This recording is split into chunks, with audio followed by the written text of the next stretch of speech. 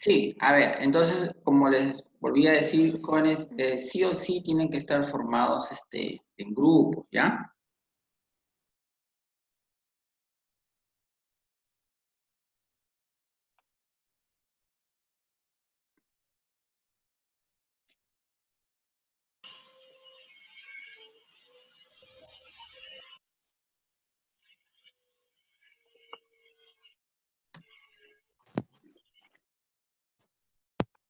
A ver, vamos a esperar a que cargue, ahí están reingresando, ¿sí?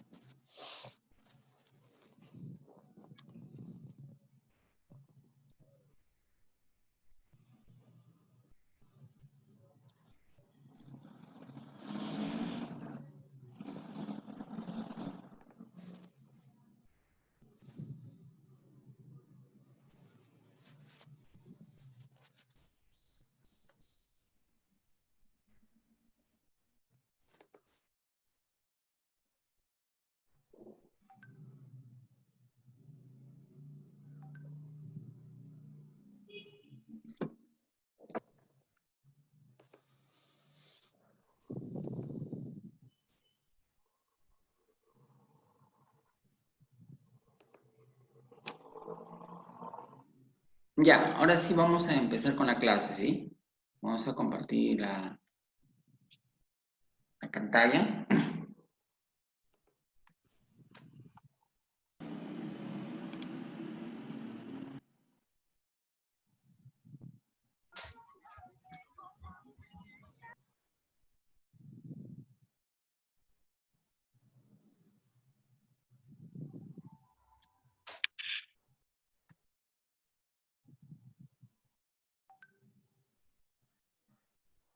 Listo, ahora sí compartido.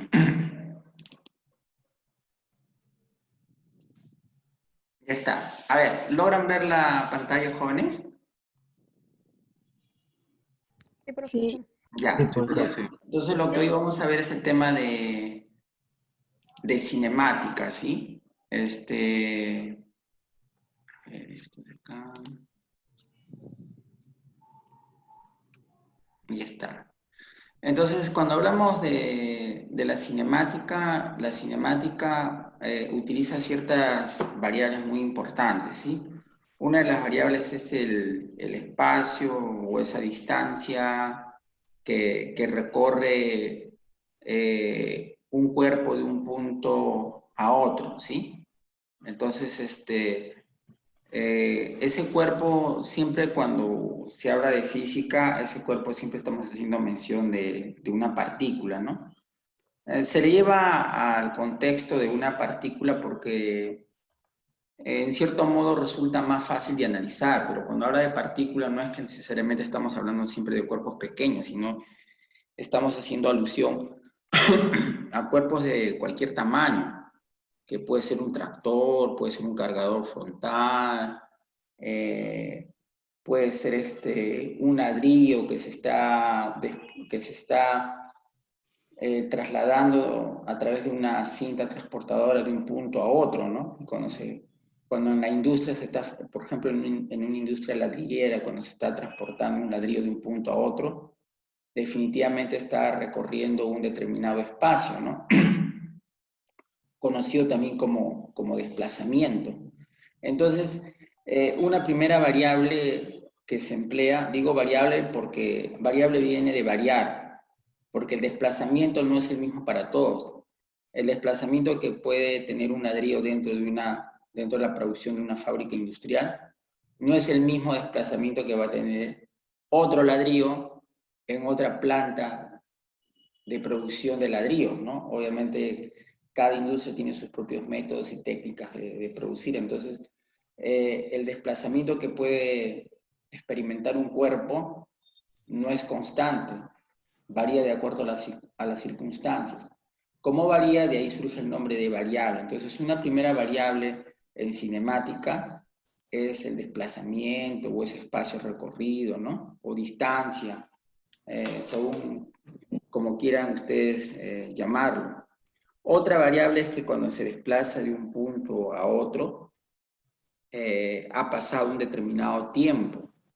Entonces el tiempo es otra variable, ¿no? Ya van dos variables. No todos los cuerpos se van a desplazar a una velocidad constante. La velocidad podría variar. Entonces, si la velocidad varía, estamos haciendo alusión a la presencia de una aceleración, ¿no? Porque la aceleración justamente surge cuando la velocidad no es constante. Entonces, primera variable, el espacio o desplazamiento, como quieran llamarle, es espacio. La segunda es la velocidad. Luego viene el tiempo, 3. Y una cuarta variable es la aceleración, ¿no? Entonces, tenemos 4 variables que son muy importantes dentro de la cinemática. La cinemática, como ustedes ya lo saben, en los ejercicios siempre se pide calcular tiempos, se pide calcular velocidades, se pide calcular aceleraciones. Entonces, siempre se va a preocupar por cuando hay un movimiento, que calculemos cuánto es su velocidad, o cuánto es su aceleración, o cuánto vale el tiempo, ¿no? O cuánto espacio se desplazó. Pero no se va a considerar o dar una explicación del por qué se movió el cuerpo, ¿no? Porque definitivamente para que un cuerpo se pueda mover tiene que estar presente una fuerza, y esa fuerza va a generar una aceleración, ¿no? Entonces, esa parte del por qué se mueve el cuerpo, o sea, ¿quién fue el responsable de darle energía para que ese cuerpo se pueda desplazar de un punto a otro? Esa parte ya le compete definitivamente a otro capítulo de la física que se llama dinámica, ¿no? Ahora, la física que nosotros estamos estudiando aquí pertenece al área de la mecánica, ¿sí? Ojo, no estoy hablando de ingeniería mecánica, estoy hablando del área de la física mecánica. Vuelvo a repetir, les había comentado a ustedes también que esta física que estamos estudiando nosotros es la física llamada clásica, ¿ya? Ojo, no estamos estudiando la física moderna. La física moderna tiene que ver con el mundo de las partículas, de los cuantos, de los fotones, ¿no? De los quantums, de los fotones, de la física cuántica, de la física relativista. Entonces, esta física es una física clásica. Clásica se dice porque estas ecuaciones vienen desde ya siglos anteriores y son muy útiles en ingeniería actual. El hecho de que reciba el nombre de clásico no significa que sea inservible, sí se sigue empleando, y se seguirá empleando no sé hasta cuándo más. Entonces, cuando un cuerpo se mueve, ¿cómo sabemos que se ha movido? Es como que ustedes hoy levantaron, definitivamente estuvieron en su cama durmiendo, ¿y cómo saben ustedes de que se han movido, se han desplazado? Porque definitivamente de su dormitorio de repente se levantaron y pasaron a la sala, ¿no? Entonces, si preguntamos cuántos metros han caminado ustedes, entonces de su dormitorio para llegar a la sala pueden haber caminado 5 metros, 6 metros, 10 metros, bueno, dependiendo la dimensión de sus viviendas, ¿no? O donde viven. Entonces, ¿y cómo saben que se han desplazado 10 metros? Porque van a tomar como referencia su dormitorio, ¿no? Ahí van a tomar un sistema de referencia. Entonces, con respecto a un punto fijo que se encuentre en su dormitorio, hasta llegar a su sala o a su cocina o su comedor, entonces se han desplazado una determinada cantidad de distancia, ¿no? De una cantidad de metros. En el sistema internacional hablamos de metros. Entonces, los sistemas de referencia pueden ser como los que vimos en la clase pasada. Hay un sistema de referencia, acá lo pueden visualizar, que tiene 3 ejes, el eje Z, el eje X y el eje Y, ¿sí? Y recordando lo de la clase pasada, en el eje Z está presente un vector unitario, K. En el eje X está presente un vector unitario, Y. Y en el eje J está presente un vector unitario. En el eje Y está presente un vector unitario llamado J, ¿no? Y en el eje X el vector unitario Y, y en el eje Z el vector unitario K. Esto de aquí, si ustedes observan, entre un eje y otro hay una separación de 90 grados. Y si ustedes desean unir puntos en el espacio, se va a formar como una especie de un cubo, ¿no? Lo que se conoce como un paralelepípedo. Entonces, este cubo está formado por una cara que es cuadrangular, por otra cara que es cuadrangular, y así, ¿no? O sea, tiene seis caras cuadrangulares.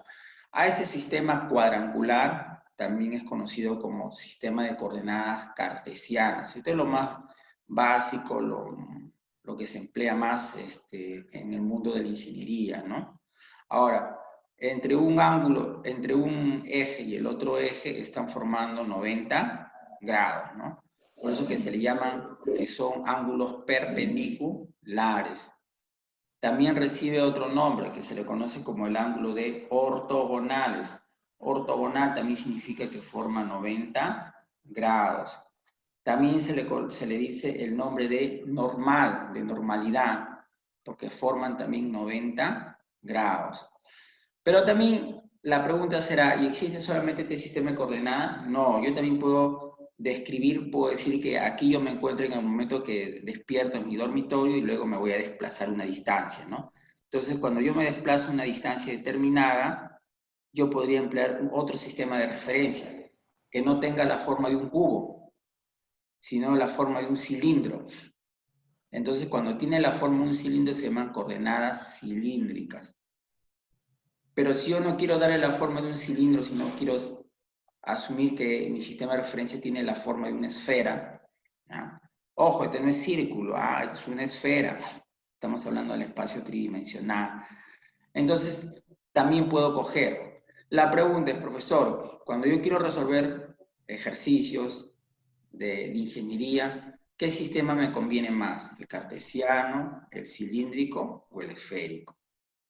¿Y cuál es la diferencia de su uso? ¿Por qué siempre usamos por lo general coordenadas cartesianas y no cilíndricas o esféricas? Ustedes, tengo entendido que han llevado el curso, ya han llevado el capítulo de derivadas, entonces ya saben derivar. Todavía no saben integrar. Entonces, la pregunta es,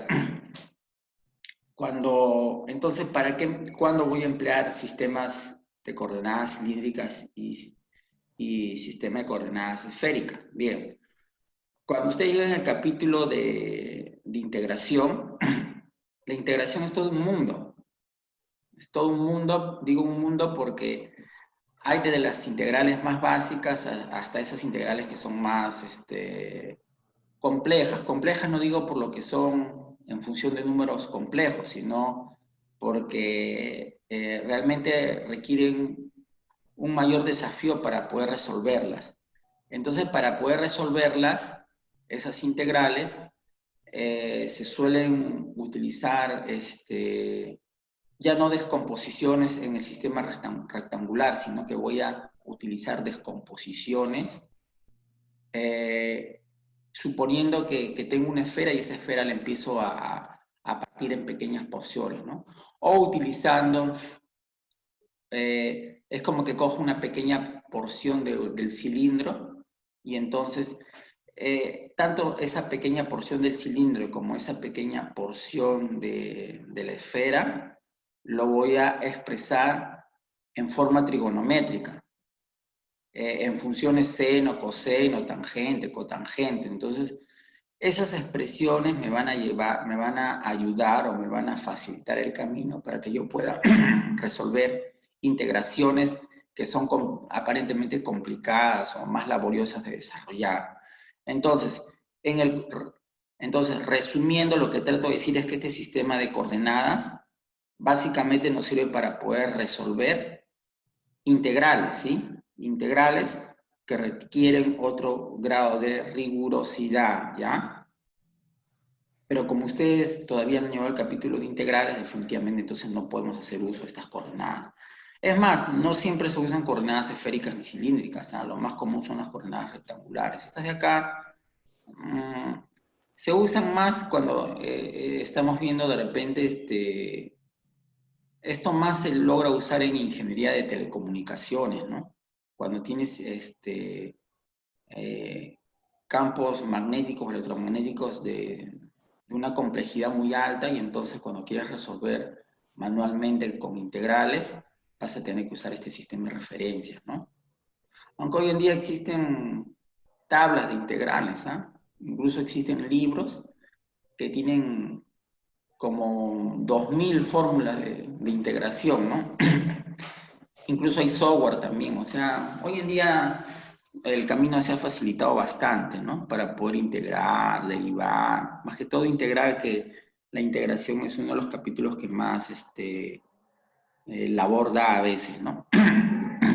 Entonces, un sistema de referencia nos va a servir para poder yo identificar cuánto es que uno, cómo ha cambiado la posición de un cuerpo en un momento determinado hacia otro punto, ¿no? Para eso nos sirve un sistema de referencia, ¿no? Porque yo cómo me doy cuenta cuánto se ha desplazado un cuerpo o no, porque tengo que tomar una referencia, ¿no? Esa referencia la puedo ubicar en el punto que yo considere conveniente, ¿no? Listo. A ver, por acá creo que hay una pregunta. Ah, no. Ya, entonces corro. Bueno, no sé si este ahí me ha dejado comprender o les he generado alguna duda. A ver, jóvenes. Si hay alguna pregunta, formúlenla mientras voy explicando, ¿ya? Bien, entonces vamos a imaginarnos que estamos en la puerta de una planta industrial, ¿sí? Ya, entonces acá esa es una planta industrial y acá está la puerta principal de la fábrica. Entonces, internamente vamos a suponer que en esa fábrica los productos, los productos que se elaboran antes de ser llevados al depósito son apilados y son cargados por un cargador frontal, ¿no? Un pequeño cargador frontal, o sea, entonces este pequeño cargador frontal, a ver, no sé qué está pasando aquí. A ver, 20 minutos, por favor. a ver, un momento. Vamos a ampliarlo esto, ya.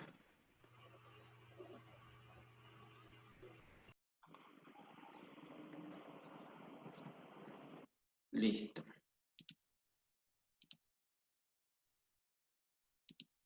Ya está. Entonces, supongamos que aquí, acá se encuentra inicialmente esta partícula, esta partícula para mí me va a representar un tractor, ¿sí? Profesor, ¿y por qué hace eso? Porque en ingeniería, en física, se suele reducir las dimensiones para poder analizarlo mejor. Entonces, inicialmente aquí está, supongamos que tenemos una fábrica donde se producen tuberías de PVC, ¿ya? Entonces, con respecto a la puerta principal de la fábrica, el tractor se encuentra a una distancia determinada. Entonces, a esa distancia inicial le voy a llamar R sub 0, que significa vector posición inicial, ¿sí? Vector posición inicial. Supongamos que se encuentra a 10 metros de la puerta. Pero toda fábrica tiene su almacén. Lo que se produce se tiene que almacenar en un depósito, ¿no? Ya. Vamos a suponer que él tiene que desplazarse unos 8 metros para llegar al almacén. Ah, ya. Entonces, este cargador frontal con todos los tubos de PVC se va a trasladar, se va a desplazar 8 metros más. La pregunta es, con respecto a la puerta principal, ¿cuánto se habrá desplazado? Ah, ya. Entonces, ese desplazamiento lo voy a llamar R. Vector posición. Si este es vector posición inicial, cuando está en este punto del origen hasta acá, trazo otro vector y a ese vector le voy a llamar vector posición. Acá debería colocarle de repente R sub F, que sería vector posición final. Entonces, si yo observo, acá tengo un punto inicial donde inicialmente se encontraba el tractor y donde aquí es la otra ubicación que adquiere el tractor, ¿no? Entonces, a este cambio de posiciones.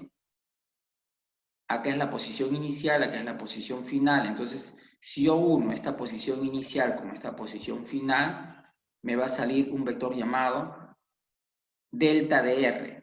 Esto significa variación de del vector posición. Ojo, ya estamos hablando de manera vectorial. Esta es variación del vector posición. Donde el delta de R, que es esto de acá, es igual a ¿quién? A R, o si gustas le pones a vector posición final menos vector posición inicial. Entonces, esta distancia de acá es este valor menos este R sub 0, ¿no? Profesor, yo he escuchado que en física hablamos de un desplazamiento. ¿Qué es un desplazamiento? Ya. El desplazamiento en física significa la variación del vector posición final menos el vector posición inicial. Esto de aquí. A eso se conoce como desplazamiento. Algunos dirán, pero a mí me enseñaron unas clásicas ecuaciones en el MRV, pero no eran de estas, ya. Eso lo vamos a ver más adelante en otra diapositiva, las clásicas ecuaciones, ¿sí? Aquí estamos hablando de manera vectorial. Profesor, ¿y qué es una longitud recorrida? Ya, la longitud recorrida es en realidad, ven esta línea verde, el tractor no necesariamente puede haberse desplazado de manera recta. Ustedes saben que en una planta, un cargador, una máquina cargadora, no siempre va a desplazarse de manera recta. Siempre va a tener que utilizar el timón y se va desplazando un poquito hacia la izquierda, un poquito hacia la derecha. Entonces, a esta línea verde le llamamos la longitud, ¿no?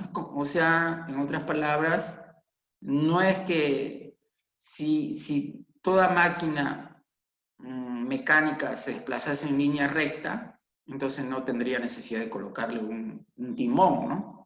O un volante. Pero justamente todas las máquinas tienen volantes, las máquinas móviles tienen volantes o timones, porque definitivamente requieren pues quebrar un poco hacia la izquierda, un poco hacia la derecha. Entonces, como no se ha desplazado en línea recta, esa longitud de desplazamiento le voy a llamar obviamente longitud recorrida, ¿no? Y la longitud me va a dar siempre un valor, ¿no? Ese valor se va a expresar en forma escalar. ¿Qué significa de expresarlo en forma escalar? Significa que lo voy a expresar como módulo. O sea, en otras palabras, no lo voy a expresar como vector. El desplazamiento siempre lo voy a expresar como vector. Un vector posición va a tener una componente en X, va a tener una componente en Y va a tener una componente en Z, porque es vector. Pero cuando hablábamos de longitud es como decir, el tractor se desplazó 20 metros allá. Esos 20 metros ya es un módulo, es un escalar, ¿sí o no? Entonces, ese escalar se le conoce como longitud. Cuando tú lo expresas en valor así como módulo, estamos hablando de longitud. Y cuando tú lo expresas en forma de vector, entonces hablamos de desplazamiento. Entonces, aquí ya estamos viendo una diferencia entre el concepto de desplazamiento y el concepto de longitud. Porque cuando uno está en el colegio o en la academia, por lo general siempre el desplazamiento y la longitud dicen que es la misma historia. Bueno, aparentemente sí, pero ahora ustedes están visualizando que el desplazamiento es cuando uno lo trabaja de manera vectorial. Y la longitud es cuando yo estoy trabajando de manera escalar, ¿sí? Listo. Entonces, ¿qué es un movimiento? ¿Cómo saben ustedes que un cuerpo se ha movido, que una máquina se ha movido o que un producto manufacturado se ha movido? Un movimiento es un cambio de posición, porque inicialmente tiene una posición inicial y luego en un determinado momento del tiempo que ha transcurrido, tiene otra posición. Entonces, a ese cambio de posición se le llama, obviamente, movimiento, ¿no? Movimiento es el cambio de posición. O sea, yo sé cómo sé que ha cambiado, cómo sé que algo se mueve porque está cambiando de posición. Profesor, ¿y podría cambiar por aquí a otra posición? Claro que sí, podría cambiar. Entonces, aquí vamos con la siguiente diapositiva. ¿Cómo sabemos que este atleta se está desplazando? Porque obviamente en un inicio tenía una posición inicial y luego cuando ha pasado un determinado tiempo tiene otra posición, ¿no?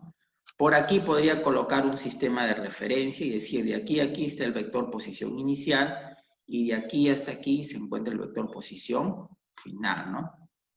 Y si yo uno esta posición inicial con esta posición final, ¿qué es lo que tengo? Un delta de R, ¿sí? Un delta de R. Bien, ¿hasta ahí alguna pregunta, jóvenes?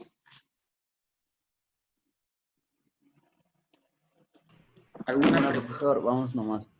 Vamos más, ya, listo. ¿Qué es la distancia? Ya, a ver, esto de acá, si yo sumo esto, más esto, más esto, eso sería la longitud recorrida, ¿sí? ¿La distancia qué es? La distancia siempre es una gráfica perpendicular, o sea, en otras palabras, si yo aquí, vamos a ver acá, listo, ya. Si yo uno este punto inicial, a ver, imagínense que esto de aquí es una pared y esto de aquí es otra pared. Si yo quiero unir estas dos paredes, puedo poner ladrillos en todo este recorrido, luego así y así, ¿no? Pero ¿qué pasa si yo quiero colocar de frente una pared que vaya así, de frente, de este punto inicial a este punto final, le voy a dar un color rojo, supongamos. Pero esta línea que une el punto inicial con el punto final, ¿ya? Forma 90 grados. Entonces, cuando yo trazo un vector, un vector o una línea que me una una ubicación inicial con una ubicación final, pero la uno, pero formando con respecto, si aquí está mi sistema de referencia, con respecto a este inicio, lo uno, este extremo de un lado y ese extremo de otro lado, pero formando 90 grados, a eso se llama distancia. O sea, profesor, ¿qué quiere decir con esto? Ya. Supongamos que tú aquí tienes algo así, una recta así, ¿ya? Y por acá vas a tener otra recta, supongamos, ¿no? ¿Ya? Entonces, tú dices, yo quiero unir esta pared de aquí con esta otra pared de aquí. Entonces, cuando la quieres unir, ¿qué es lo que vas a hacer? Dice, voy a unirla con una pared, ¿sí? Pero esta pared quiero que se llame distancia. Si quieres que se llame distancia, vas a tener que, en otras palabras, cuando tú lo unas aquí, esto, si de aquí has partido, entonces vamos a colocarle aquí esto un poquito más, a ver, allí creo, un poquito más, ahí está. Ahora lo vamos a desplazar, ya está. Miren, esta línea que yo he trazado, con respecto a esta, ¿cuánto me está formando? 90 grados, ¿sí? Cuando me forma 90 grados, siempre para que sea una distancia tiene que formar 90 grados con respecto a esta posición inicial o este sistema de referencia inicial. Si no forma 90 grados no se llama distancia, ¿ya? No sé si me dejo entender con la idea. La distancia siempre es cuando voy a unir yo un punto con otro, pero esa línea con respecto a su punto de origen debe formarme 90 grados. En otras palabras, debe ser perpendicular, ¿sí? O debe ser recto, formar un ángulo recto. Si no me forma un ángulo recto, eso no es distancia. O sea, porque acá hemos visto la definición de desplazamiento, de longitud, y ahora vemos la definición de distancia, ¿no? Entonces, distancia siempre es cuando está de un punto a otro, lo uno con una recta y esa recta tiene que ser perpendicular o formar 90 grados, ¿sí? No sé si hasta ahí me dejé comprender. A ver, ¿me dejé comprender hasta ahí, jóvenes? Sí, profesor. Ya, listo. Entonces no se vayan a confundir eso, ¿ya? Cuando escuchen el término distancia, significa que está formando 90 grados. Bien, luego vamos a hacer el tema de velocidad, que eso ya ustedes ya saben, la velocidad siempre igual va a ser espacio recorrido sobre tiempo, y las unidades de la velocidad, que esto no es ninguna novedad, y ustedes ya lo conocen, sus unidades son metros sobre segundo, ¿ya? Luego vemos la definición de la aceleración. La aceleración ya sabes que obviamente es el cambio de la velocidad con respecto al tiempo, y sus unidades es metros sobre segundos al cuadrado, ¿no? Eso tampoco no es ninguna novedad. Por otro lado, vamos a ver lo que es la definición de velocidad media, ¿sí? Velocidad media. Entonces, la velocidad media, ¿a qué es igual? La velocidad media como vector es igual a un delta de R, que es la variación del vector posición con respecto a la variación del tiempo, ¿sí? Con respecto a la variación del tiempo. La variación del vector posición, ¿qué sería? Posición final, o sea, en otras palabras, esto de aquí, ¿sí? Sería un R o R final menos R inicial, ¿ya? Eso es el vector posición, ¿no es cierto? R final menos R inicial. Y delta de tiempo sería tiempo final menos tiempo inicial. Ojo, esta fórmula, tomar en cuenta. Vamos a hacer ejercicios con esta definición, ¿sí? De vectores. Listo. Por otro lado, la velocidad instantánea, de acá, este vector velocidad instantánea, ¿qué es? Matemáticamente la velocidad instantánea se calcula utilizando las derivadas. Digo, derivada del vector posición con respecto al tiempo, ¿sí? Cuando yo derivo la posición con respecto al tiempo, me da la velocidad, ¿sí? Profesor, y si usted deriva ahora la velocidad con respecto al tiempo, ¿qué le va a dar? La aceleración. Entonces, la velocidad instantánea siempre va a ser una derivada, ¿ya? Y como ustedes ya saben derivar, entonces no va a haber ningún problema. Van a poder desarrollar de manera fácil. ¿Dónde lo observan esto? La pregunta, ¿no? ¿Dónde yo puedo observar un caso de velocidad instantánea? Ya. Por ejemplo, un clásico ejemplo. Si van en un automóvil y quieren ver cuánto de velocidad van en ese instante, miran en la pantalla del velocímetro. Si marca 65 kilómetros por hora, en ese instante ese vehículo va a 65 kilómetros por hora. Eso podemos decir que esa visualización que estás haciendo es la velocidad instantánea. Y matemáticamente, ¿cómo se calcula eso? Con la derivada del vector posición con respecto al tiempo, ¿ya?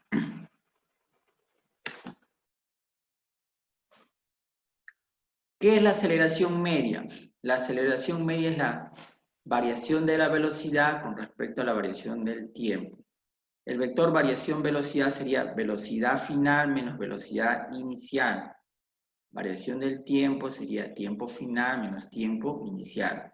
Eso es la aceleración media. Ojo, cuando es media se coloca la letra M. Cuando es velocidad media se coloca la letra M. No confundir, por favor, velocidad media con velocidad promedio. No confundir aceleración media con aceleración promedio. Ojo, promedio es una cosa, media es otro. Lo que sucede es que cuando ustedes lleven el curso de estadística, muchas veces al promedio se le llama media también, o media aritmética, ¿no? Eso es en estadística, ¿ya? Pero una cosa es estadística y otra cosa es física aplicada a la ingeniería. Entonces, promedio es muy diferente a media. Media es velocidad final menos velocidad inicial, es una diferencia, ¿ya? Y promedio es otra. Yo no les estoy enseñando aquí velocidad promedio ni aceleración promedio, sino media, ¿ya? Y la aceleración instantánea es justamente lo que yo les decía en antes, ¿no? Es igual a la derivada del vector velocidad con respecto a la derivada del tiempo, ¿no? Si yo derivo la velocidad con respecto al tiempo, Eso me da la aceleración. Ya eso es utilizando nuestro cálculo infinitesimal, ¿no? Que son de las derivadas. Bueno, por aquí tenemos un desplazamiento. Esto es parecido al ejercicio que me estaban preguntando hace ya varios minutos atrás, ¿no? Dice, un auto recorre la trayectoria A, B, C, D. A, B, C, D, ¿sí? Es parecido al ejercicio que yo les dejé de tarea, es decir, el eje Y y el eje X. El eje Y positivo es norte, el eje Y negativo es sur. El eje X positivo es este y el eje X negativo es oeste. Y el ejercicio decía que el cuerpo, que el móvil o la persona, ¿no?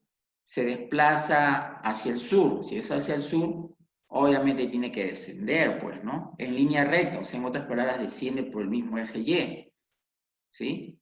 O sea, baja así. Luego dice que quiebra 60 grados, o sea, quiere decir 60 grados hacia el sureste, ¿no? Entonces va a quebrar así 60 grados.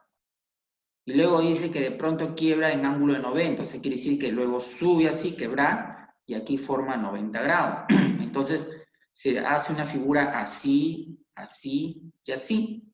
Y te dicen que calcules la posición final. La posición final es que tú calcules, si tú sumas este vector, más este vector, más este vector, eso es el resultado. Y ese es el resultado gráficamente, es la unión de este con el punto de acá. Si tú sumas este vector, más este vector, más este vector, evidentemente, de manera implícita, estás obteniendo ¿quién?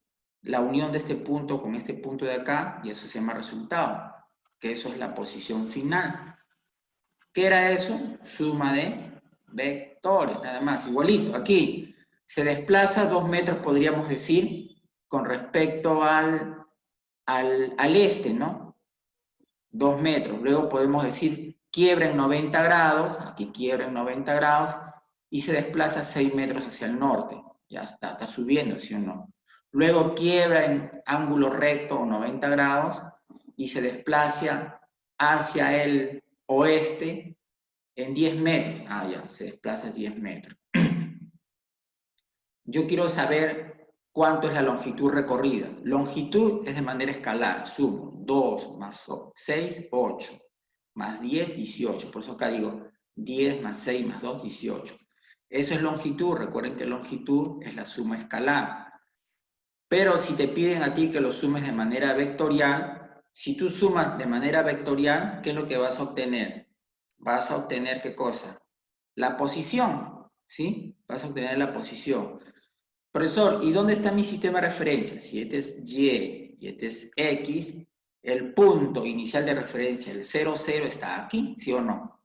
Entonces, a ver, si tú unes tu punto final con tu punto inicial, que es justamente este vector posición de color rojo, este es tu delta DR, esto aquí es igual, a ver, su sombra de esto aquí en el eje X es, mira, ojo, la flecha no se está yendo hacia la derecha, sino hacia la izquierda. Como se va hacia la izquierda, definitivamente contradice el movimiento. Entonces, como contradice el movimiento es negativo. Entonces voy a decir, de aquí a aquí es 8, pero como va en sentido no positivo, sino, miren la saeta, en sentido opuesto, entonces diré que es menos 8.